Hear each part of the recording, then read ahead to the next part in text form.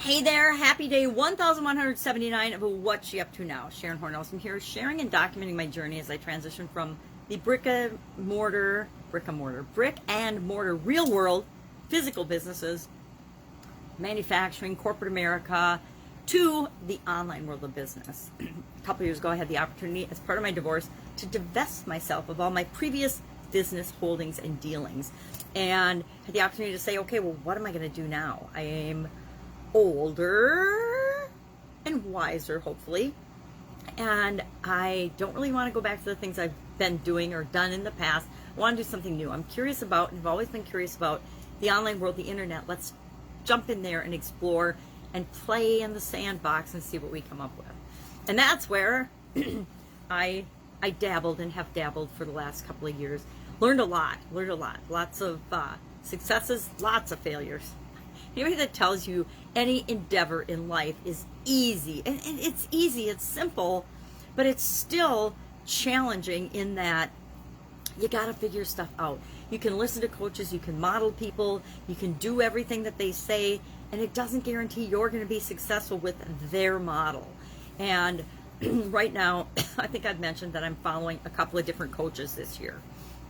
And I've got a couple of different coaches that are one for the offline world, one for the online world. Very, very different coaching styles, very different everything. And yesterday I was learning about buckets, and this one is the communication, confidence, personal development, online type coach, and was talking about from a personal development standpoint, and our mindset and our mind, and how important our brain is, and how we think and what we think in terms of what we achieve in our lives. So true. And we try to pretend it's not true, but nobody wants to tell you that, hey, your beliefs are screwed up if you want to achieve a certain goal. Nobody wants to hear that, because we just think our beliefs are our reality. But the discussion was about, and it was a training, it was a course that I was listening to from the past, about putting things in the proper buckets and making sure that they're in the right buckets in our mind, so our mind deals with the information appropriately. Otherwise, our subconscious, all it does 24/7 is keeps us going in a loop of what we've always done.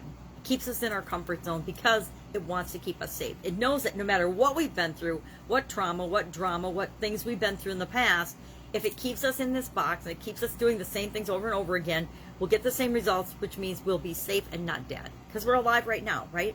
Well, that's not necessarily going to get us out of that box into where we want to go. So it's important to put the right things in the right buckets. And so some of the buckets, for example, are past, present, future. And we need to make sure that we're not bringing the past into our present, because that's going to negatively impact our future. So I thought that was a really powerful way of looking at it. And one of the examples he gave is that we don't have eating or physical problems. We have mindset, where we put things in our mind problems. For example, he gave the relationship with food or the relationship with money discussion, and talked about, often it's not that we have a problem with eating or a problem with food, or we're an emotional eater, or whatever the names that we apply to things. It's that we're not having a relationship with our food. We're not treating food or ourselves with the respect that we deserve. So for example, categorize your food. Your food is either nutrition, entertainment, or addiction. I thought that was a great way to look at the different foods that we eat. So as I'm reaching for a caramel egg yesterday, I'm like, well, this is addiction. It's caramels for me, sea salt caramels, as much as I love them. Every time I eat one now, I'm going to think addiction. I'm not going to think yum, yum, all the things I normally think. And just that mindset change, I suspect, I haven't tested it out yet, but I suspect that's going to have me eating even fewer sea salt caramels, or even fewer desserts, or fewer things that I know aren't really nutrition. And now if I'm out with my sisters or my daughter or my son or something, I might see that meal as entertainment, but it's not necessarily all nutrition, right? But I did make choices yesterday based on that categorization, because instead of getting cakes and desserts when I was at Kowalski's with my sister, I picked up a nice salad and some Honeycrisp apples. So those, I actually thought about nutrition, entertainment, or addiction. And all the sweet things are addiction, for me anyway.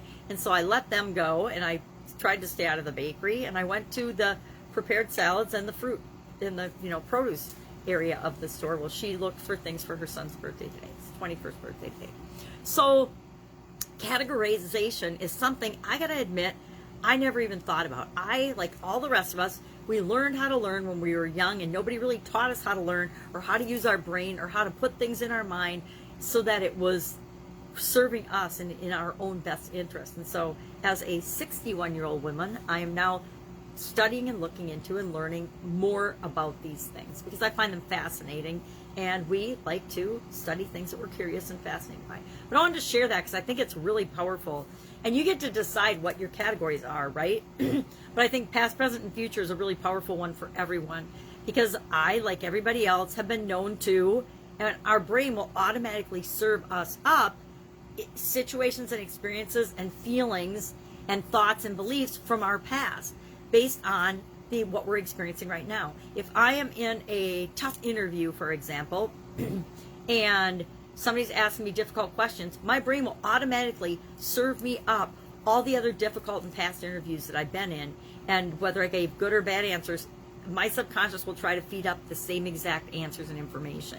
That's just how our brain works, our mind and our subconscious and brain and everything else. So really interesting topic, but I liked the idea of buckets, and I want to share that idea of buckets with you because I'm going to try over the next week or so. I'm not going to try, I'm going to start putting things in buckets. And when I catch myself thinking something from the past, I'm like, okay, mind, brain, that's from the past bucket.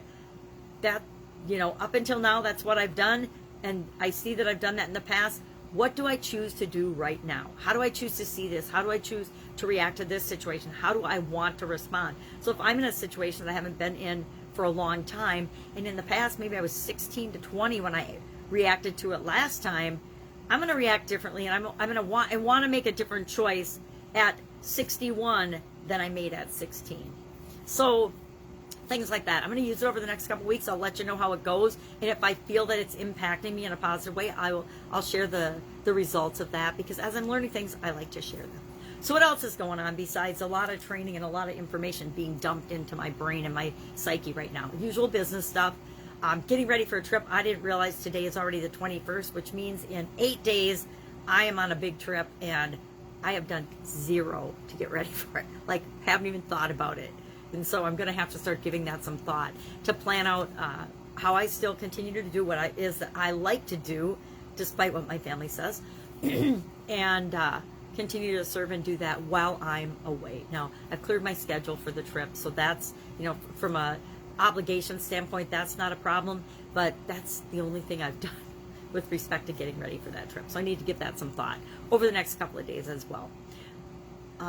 Today's Supersize Your Business Challenge was all about throwing in the towel, quitting things, and despite conventional wisdom, sometimes it's absolutely positively appropriate, not only appropriate, but essential that we quit things, especially bad habits. We want to quit bad habits, right? But besides bad habits, sometimes we find ourselves in situations that are absolutely positively not right for us. So we talked about how and when, and a couple of tricks on, actually quitting something and stopping doing it. Our 365-day challenge to do one thing every day that centers you was all about your nirvana. What is absolute nirvana to you? Is it, walking in, watching the sunrise or sunset? Is it, tucking your kids in, reading them a bedtime story, hugging, mine is hugging my new grandbaby or hugging my granddaughter. I have 2 granddaughters now, and any time I get to spend with any of them, or either of them, is absolute positive nirvana. Even if it's changing poopy diapers, it's nirvana, because they're such incredible, fun little humans, and I want to make sure I'm making a positive impact on their life. So that is my nirvana. What's your nirvana? I'd love to know that. Our Get Up and Go challenge today was about the A in our SOAP framework, which is action, taking action, and how do you decide among alternatives to get your goals. So always about what are out the options, what's possible, what could be possible, and then in the A of the framework, we look at those things and we say, okay, we need to figure out a decision-making tool and a way to analyze these, so we pick the one that we can act on right now. And I taught them a new framework. I called it a DM framework, a decision-making framework, and it has to do with your head, your heart, and your intuition. Sort of like putting them in buckets, right? we put things in buckets. Well, your head, your heart, your intuition could be a bucket. And I gave them, this time I haven't done that before, but I gave it a weighted average. So I used the number of letters in the word. So head was 4, heart was 5, intuition was 10. So they got 10 points, or Intuition. Okay, intuition only has 9 letters, but I use 10 anyway because it makes it easy to round off the numbers. So I maybe cheated a little bit, but that's okay. Because I made it up. It's my system. I can do whatever I want. Isn't that the way it goes? And it worked because I actually came up with my action being in an area that I might not necessarily have on my gut instinct or on my initial run through the list said, yep, this is what I'm going to do. It actually is one that I would have probably pushed off because it feels like it's going to be more work. But overall, it appeals to my intuition as the right next step for me and moving on to create the thing financially that I want to create or to get the goal I want financially for this particular challenge. So that was fun. It's always fun when I can take things that I've learned in the past and mush them together and create something that's slightly different but more effective for me. And that's what we have to do with everything we learn, everything we read, everything we see, everything we experience. We have to take what works for us out of it and leave the rest behind. Because there's very few things that we hear or say or experience in life that we want to take the entire 100% experience with us and move forward with it. There's a few, but there's not very many. There's many more multiples of the things we don't want to bring with us and pieces of the stuff that we don't want to bring with us. Maybe a percentage of a percent is what we want to bring with us from past experiences, and the rest we want to leave behind. And so we need to do that with everything. Hey, what have I got to learn from this? What am I going to do with this moving forward? How can I use this information and experience to make my life better and help me move toward what it is that I want? All right, so that's what I'm working on. If I can help you in any way, ask in the comments below. Otherwise, I will be with you tomorrow with another update on what I'm up to now as I transition from the brick and mortar world to the online world. And I've already done the transition, but now, truth be told, I'm going to be doing some offline things again because I miss doing some offline things. I really, really do. And I think that COVID has really accentuated that for so many of us because there's been so many restrictions on what we can and cannot do, who we can and cannot see, where we can and cannot gather, that it's making me even more, the rule breaker in me says, oh yeah, we need this back again. We need events again. We need things where people gather and congregate again, because human beings need human beings. I don't care what anybody says, and I certainly don't care what politicians say about that. They're definitely not in it for the right reasons, and that makes me sad. All right, have an awesome day. I'll, of course, be with you tomorrow. Bye. Sharon out.